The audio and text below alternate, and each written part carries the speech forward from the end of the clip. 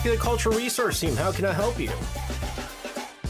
And back joining us in the studio live for Popular Culture Research Team is Eugene. So, Eugene. Eugene, hello to you. Hi, guys. Happy Friday. Happy Friday. Eugene, ever since we changed the Popular Culture Research Team last December, it's been wonderful. However, if I could complain about one thing, there hasn't been any more singing. There hasn't been any more singing. Now, not singing. No singing anymore. Bahar really wants to hear 응급실. Now, I don't want to sing it because, Why? because me singing is rare. Can you do a little bit of 응급실 to start off the show? So, okay. Right now? Yes, right now. I'm not okay, I'll try it. Okay. Right now. Okay. 후회하고 있어요.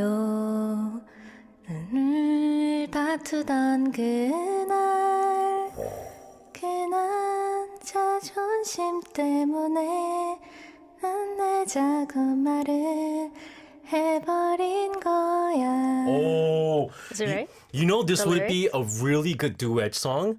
It's like two people who broke up saying that they're misunderstanding each other and goes back and forth. Oh, man.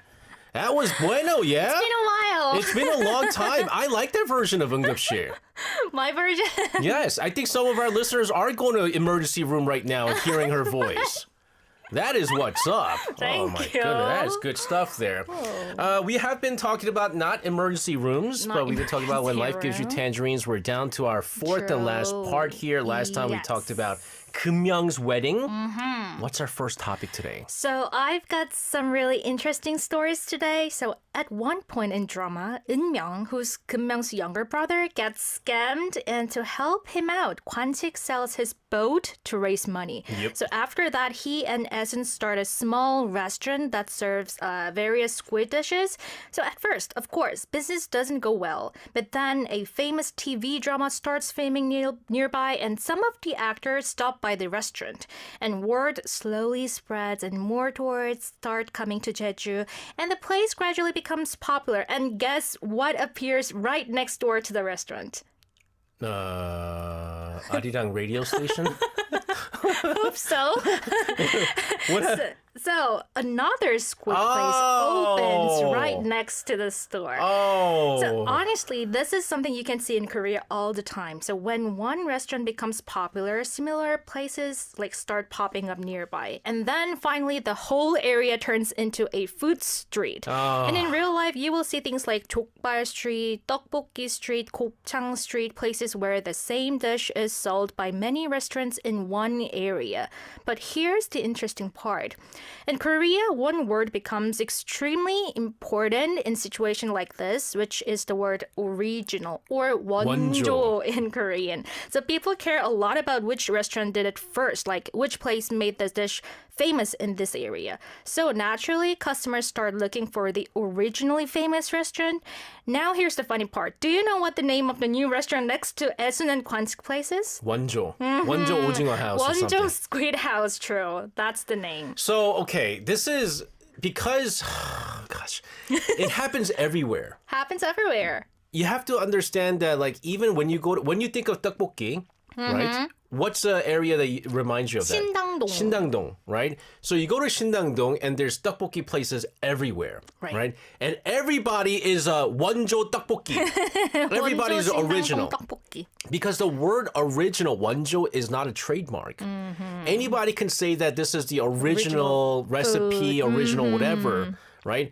And which is why there was a huge, even a lawsuit. I don't know if you guys know this. Oh. When you think of namsan, what food comes to mind? 남산 돈가스. 돈가스, right? Pork cutlet, right? So near the namsan, at the not at the bottom, but the namsan area, there's the 원조 namsan 돈가스, right? And then right next to it, made another place that had even used a similar font and the sign. Oh my And they called it 원조. And so they were taking in all these customers thinking they were the original. That's a scam. It's almost like a scam. But they couldn't do anything legally because the word 원조 is not trademarked. Right. And so there was a big thing, and then there was like even people going, where's the original and stuff like that. And there was a big fight, and we see this everywhere. True. We see this everywhere. What do you also see? 원조 할매? 보쌈. There's everybody's original 할머니 보쌈, right? So many steamed pork. So that's not the original. The problem is people go to these places thinking it's the original. Exactly. And that's why things get funny in Korea too. You will see all kinds of signs, like we said, real original, 30-year traditional original, grandma's original recipe.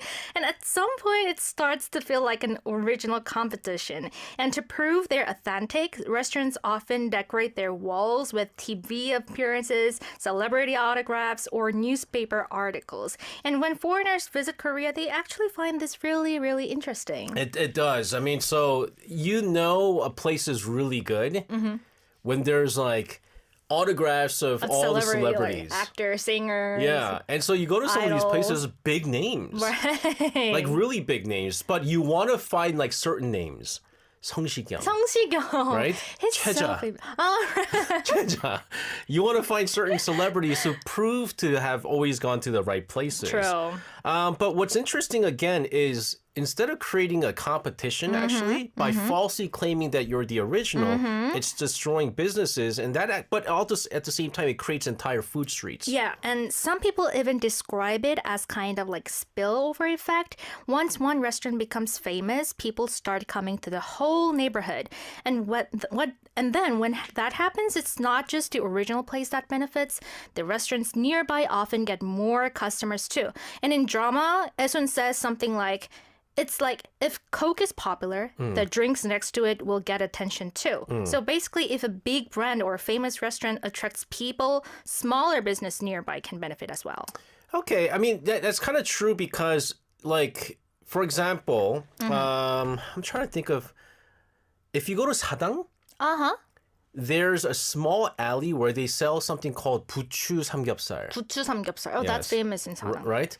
And so I don't know what the original is. I don't know which place is the original. But I tried to go to the original, but there was too many places.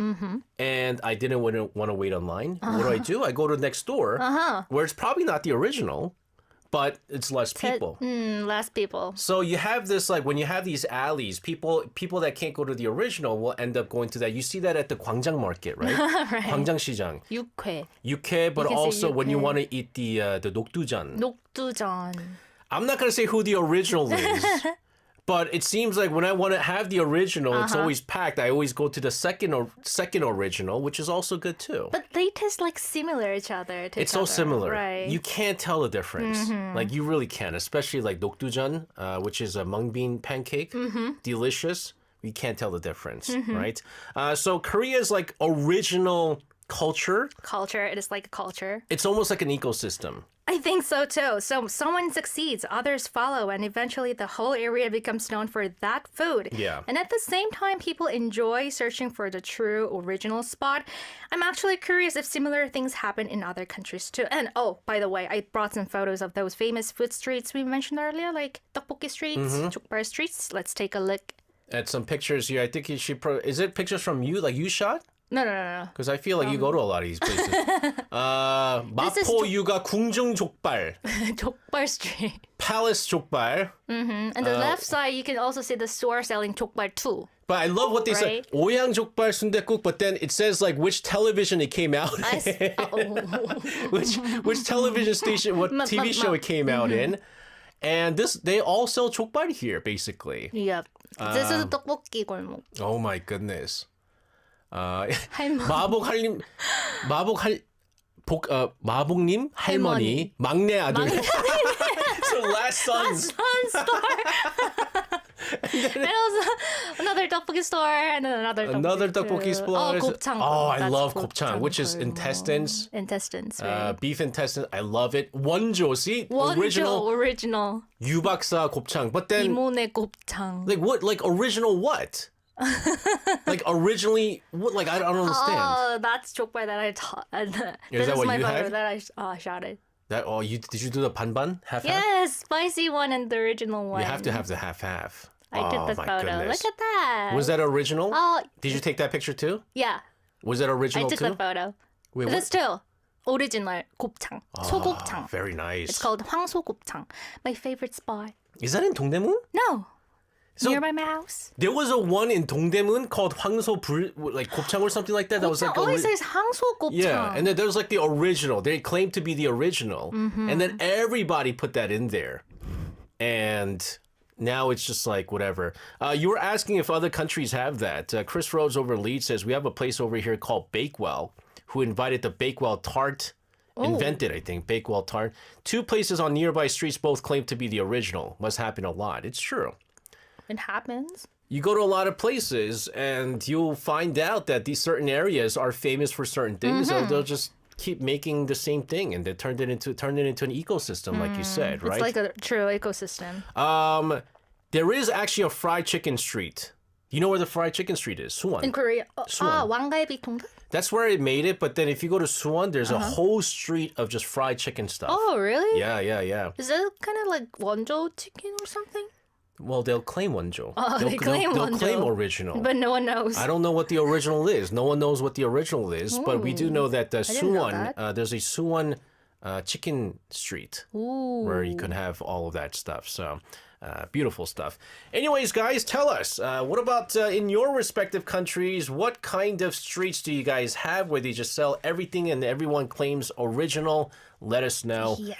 We talked about tteokbokki being one of those. We have a tteokbokki street in Sindang-dong, right? We'll take a listen to a song from 0720 featuring 최민지 with tteokbokki. 떡볶이 먹고 갈래?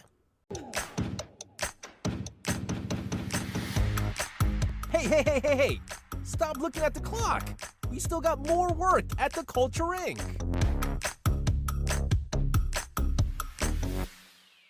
Got messages coming in from our listeners out there. Steven over in Florida says pizza shops, when they say that they're the best pizza. In America, they always have the sign in front of pizza shops, the world's best pizza. Everybody is world's best pizza. There are no way in America that you have the world's best pizza. That makes just no sense. No sense at all. So that's their original. Claire Hardiker says Australia and New Zealand have an argument of who invented the pavlova. I don't know what the pavlova is. Never heard of that. I know in Philadelphia there's a big war of who's the original Philly cheesesteak, Geno's or King Pat's, and I heard that gets like the fight's pretty big. But that's that. Anyway, so let's go into our second topic. What are we going to talk about? So this time I want to talk about something really interesting in Korean culture. Sure. The relationship between parents and children, and especially the role of the eldest daughter. So if you watch Korean dramas, you will often see parents sacrificing a lot for their children.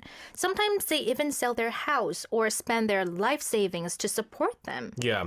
And again, I do feel like parents in Korea, right, tend to do a lot for their kids, like academically, financially. True. Whereas other countries, they go, once you're 18, out the door on your own, do everything. But here in Korea, like it's kind of like, different. we even have this thing called like the kangaroo tribe, right? Where the parents continue to take care of their child and stuff like that. And it's embedded in the culture.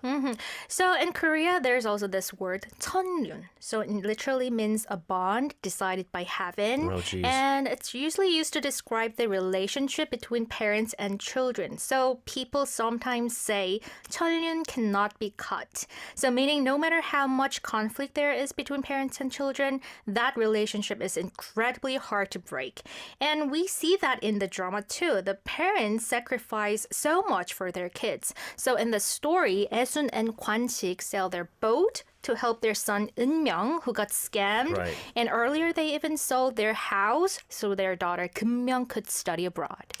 It's sacrifices being made, obviously. If you're a rich family, obviously money's not an issue. You'll spoil them and things like that. But even when you don't have much, they're willing to give up a whole lot. And like I even see that with my parents. You know, like they sacrificed buying when I was a kid.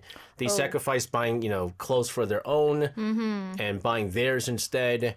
And so it's it's almost like it's embedded in the culture, Right. really. And I think that kind of sacrifice doesn't feel exaggerated to a lot of Koreans. True. So even families that are not financially comfortable often push themselves to support their children. So that scene actually reflects a very realistic part of Korean society.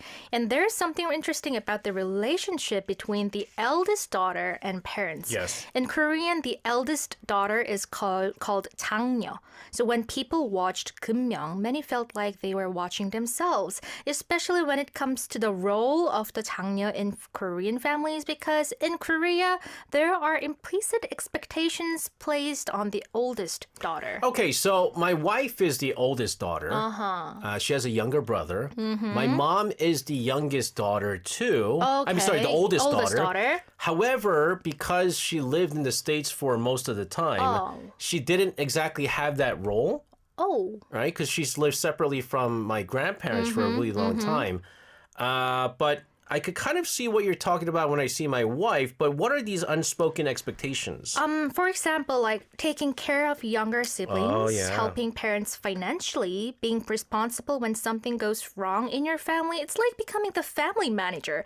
And no one officially assigns that role, but somehow it naturally happens. And there's even a phrase people use online. It's like K eldest daughter, K 장녀. Yeah. So people describe the typical Korean eldest daughter as someone who doesn't talk much about her own struggles, tends to sacrifice her own needs, acts responsible and polite outside, and feels responsible for the family's well-being.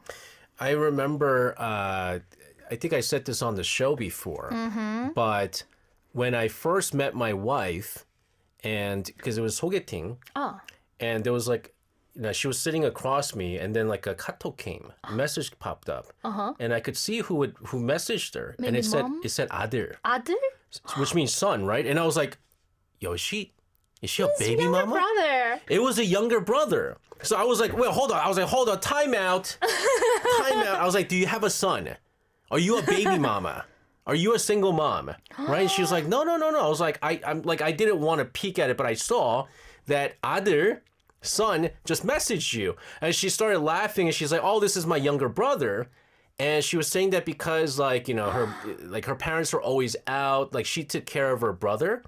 And so it's Wow. almost like a son. It gives me goosebumps because I also say my younger brother as 아들내미. Oh, on my really? phone. Is that a 경상도 thing? I don't know. Wow, it gives me like But then goosebumps. But do you save your brother's name as 아들 though? 아들내미, no, right? 아들내미. Oh, really? Saved it as that? Interesting. You know that interesting too. You know that confuses a lot of people, right? I almost didn't continue the meeting with my wife because I thought she was a baby mama. Whenever my younger brother calls me, I'm responding like, "Oh, 아들," like this. Did you also help in taking care of your brother? I'm trying to. You didn't even go visit him when he was in the military. Why you even call the 아들 when that doesn't Just don't want to happen? be responsible. But you know what's interesting is like when you have an older brother and a younger sister, the older brother will not call you 딸. Ah, right. Right? It's only something that the older sister would say to the younger brother. But I think it's because the older sister has that sort of like Duty or something? yeah, duty, the second mother, Second mother. second mother kind of a thing. And so that's what it is. Oh, interesting that you have that. Okay. So I also sometimes feel like I should give 용돈 to my parents. And if my younger brother is struggling, I feel like I should step in first. And if something happens in the family, I feel responsible somehow. So actually, no one forced me to do that, but that kind of burden is placed on me by myself. Yeah. And if you read interviews or online discussions, many eldest daughters say similar things like, I feel pressure to support my parents financially. I feel like I need to take care of my siblings. So whenever I see 금명, I can absolutely 100% relate to her. So you might be going, well, wouldn't the oldest son do that as well? Because as the oldest son, I give allowance to both my parents and stuff like that. I help out quite a bit. But usually what they say in the Korean society, the son, when they get married, they have to take care of their family. Right. Right. So financially, there's so much to do for his own family that they don't have the. I mean, obviously, if you're making good money, if you have enough money, then you can help out your parents. But you can't do that. And so that's why they often say things like in Korea, they say like, 장가 가면은 다 잊어버린다, right? 부모를 잊어버린다. Once you get married, like you don't even think about the parents. Right. But for daughters, when they get That's married, kind of different. yeah, when they get married, they take care of their parents. Right. And so that's why that whole idea now, remember like a long time ago, like sons were preferred? 남아선호. Like a long time ago. Now people prefer daughters. Yeah, we said it before, right? Yeah, because again, the idea that when they grow up, they'll take care of you and things like that. But I think it's case by case. Case by case. I think it's case by case. I just want to put it out there. But also, in other countries, there's something called the first child syndrome. Is that similar? A little bit, but it's not exactly the same because first child syndrome usually applies to the oldest child regardless of gender. And it's mostly about personality traits like being responsible or perfectionistic.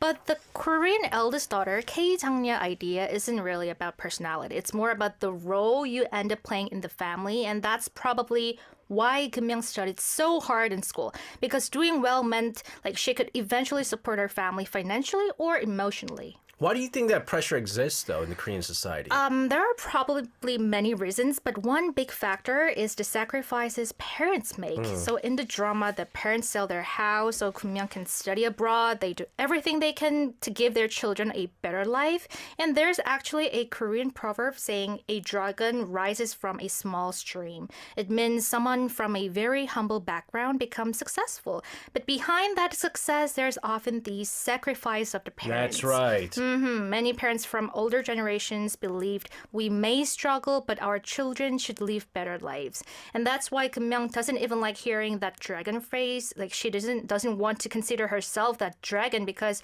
she acknowledges how much her parents gave up for her. And interestingly, many eldest daughters in Korea feel uncomfortable receiving that level of sacrifice because it often turns into guilt and eventually turns into a strong sense of responsibility to give back to their parents. That's right. Again, I mean, there's a lot of pressure, both, especially for eldest child, regardless of the gender, and something I also felt, especially as a son. But there's a different kind of pressure on the eldest daughter, and you see that in this particular drama. Speaking of which, as we take a short song break, this is a very emotional song. Speaking of a certain situation, Yang Hee-eun with Mother to Daughter, 엄마가 딸에게. I mean, everybody's just getting emotional listening to this song. It's one of those songs. Bahar says it's the type of song that makes you miss your mom. Steven says, I get that, Bahar. I'm grateful to still be with family. That's right. We're talking about the last week of When Life Gives You Tangerines. And we talked about the Wonjo original restaurants.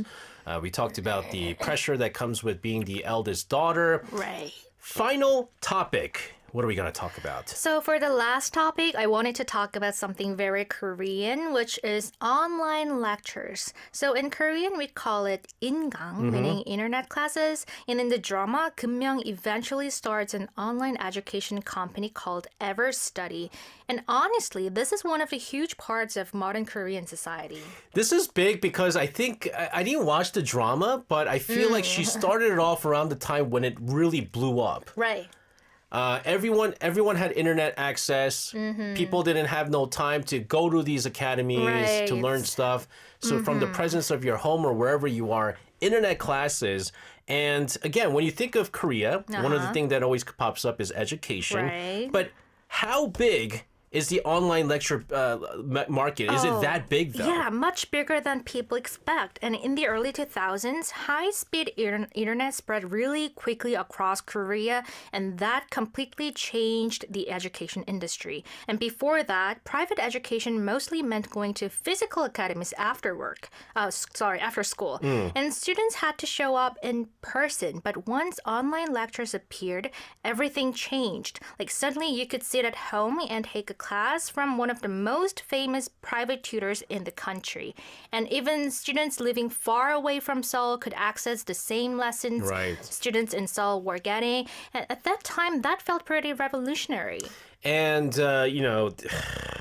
I think that really sped up the education in Korea. True. Right? The level of education. And which, again, goes into the fact that it made really education way more accessible to everybody across the entire country. Right, that was the biggest advantage. For a long time, people felt like students in Seoul had better opportunities because the best private academies like Hagwon were there. And online lectures helped close that gap a little, but at the same time, it also made Korea's private education market grow even bigger than before. Oh, by the way, when we talk about these like online courses, there are online classes that adults take too. And so like one of the more popular ones are like language. Language. Language is popular. Some people take the real estate. You know, when we talked about, what is it? Dream Life of Mr. Kim. You know, his wife does like take the classes, but she does in person instead of online courses. But again, Korea already has a huge private education culture. Right. Also, the online lecture world is especially focused on big exams, things like sunung, like college entrance exam, or like government service exams too. And when a private tutor becomes popular, hundreds of thousands of students take that class. Yep. So some instructors are basically celebrities. 스타 강사. 스타 강사. They even have like fan bases, nicknames, and most of all, extremely high salaries. There are even stories about contracts like worth like tens of millions of dollars. And when a famous instructor moves to a different platform, it's treated almost like a sports transfer. No, it's true. It's true. The way that they do it is like other companies will give you more percentage, more cut. They'll offer bigger cuts. And there's a very famous Korean 스타 강사, right? She makes millions and millions. Can I say her name? Yes, yeah. I mean, she's famous. And then like others, like it depends on like the popularity depends. It's one, you have to teach well. Right. Right. The most important thing. Most important thing, you have to teach well. Number two is you're attractive. Appearance. Appearance is also very important. And so what's interesting is like you have these people who are attractive. They came from like one of the Sky universities and they teach well. Chances are you're going to be a 스타 강사, right? But here's the thing though. I feel like this is like a double-edged sword because it in some ways it makes them more influential than school teachers. Yeah, in certain cases, yes. Some students actually rely more on online lectures than their school classes. Like school lessons have to follow a fixed curriculum, but online instructors often teach very strategically only for exams. They break down patterns, shortcuts, and teach like test-taking techniques. So if someone gets really good grades without taking online lectures, people sometimes call them a genius. And of course, there's this debate about this culture. Some people say online lectures help students from like smaller cities get better opportunities, but others worry that it made the private education industry even bigger and more competitive. So in this way, it's like double-edged sword. It solved one problem but created another at the same time. Yeah, I mean, I think the big thing is that what they're teaching is how to just do well in the exams, but there's other things that you can learn at schools, and kids are not learning that. Instead, they're only focused on tests, how to do well in tests, how to go to good universities, and they're just going to rely on the academy teachers, and not really care what your teachers are doing. And then what point is having a teacher, right? I want to ask you this. Hearing all these stories again, the drama that we cover for 4 weeks now, it does feel very real. Any last words that you want to say in regards to this? I hope for the listeners who have already watched the drama, maybe this gave you a new perspective on it. And if you haven't seen it yet, it's actually a really interesting way to look at Korean society and culture because like through this one drama, we were able to talk about so many things like haenyeo, 상견례, or like Jeju-specific traditions and more. So if you are curious about Korea, this drama is definitely worth checking out. I think this drama really covered a lot.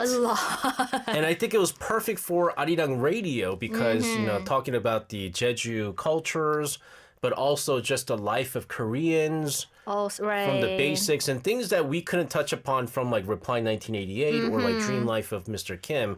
And this is a drama that I highly recommend. Paulina says, I hope I can watch this drama. Steven says, I'm definitely going to watch. Yes. John says, Paulina, be ready to cry when you watch. I guess John cried a lot watching this. I heard people cry a lot.